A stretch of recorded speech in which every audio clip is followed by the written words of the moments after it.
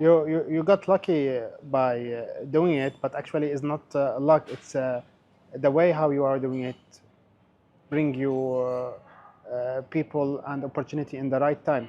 Yeah.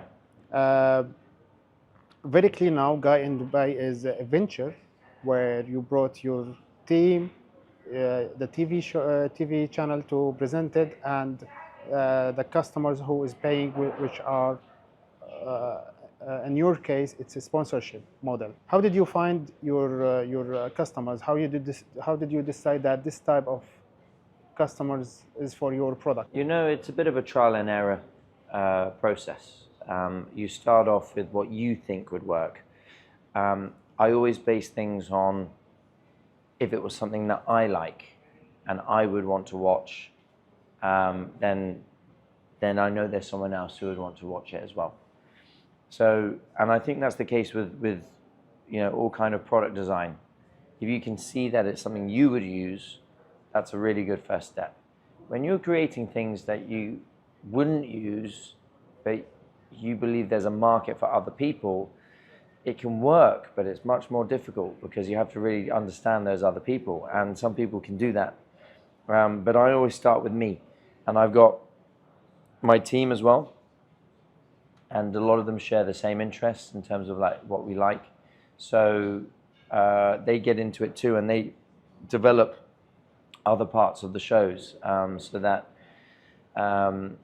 you know, it's now not just something that I know that I like, but I know that it's something that we'd all like. So they believe in it. Yeah, so that's the first step. I mean, and you can never know whether that's going to be something that would be applied to a niche market or the mass market.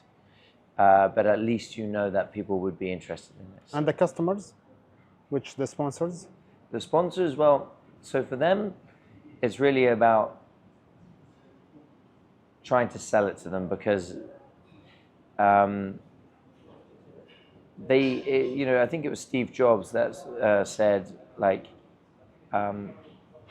his saying, if I'm not mistaken, was they don't know what they want until we've made it for them, until we've, you know, because he was talking about creating things that they hadn't seen before, right?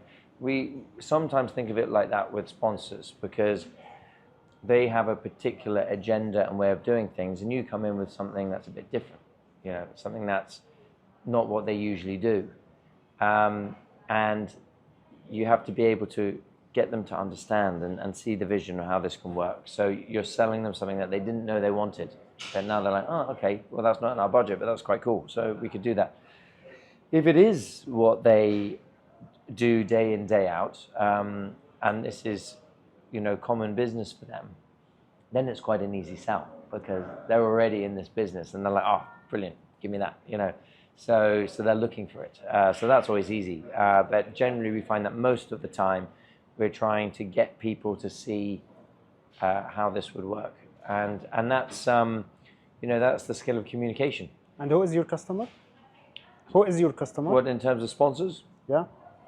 So over the years we've had Land Rover was one of the big ones.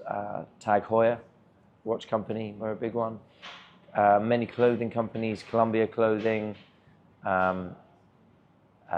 had Gant. We've had lots of activity providers and tourism boards. So for our travel show, we've had the Polish Tourism Board, the Royal Commission about ULA, the Irish Tourism Board.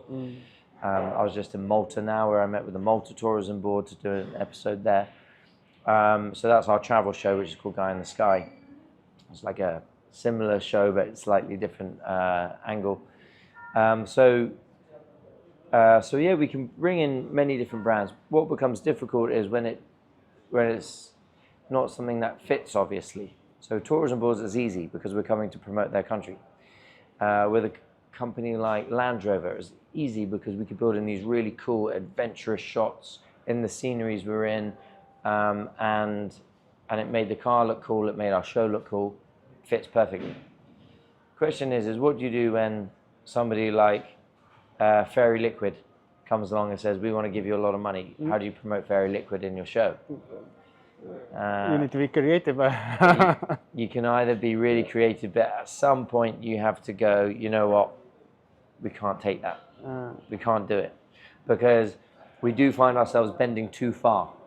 And unfortunately, the companies with the big money are things like consumer products, domestic products, things like this. And they'll spend good money on advertising, you know, things like shampoo brands.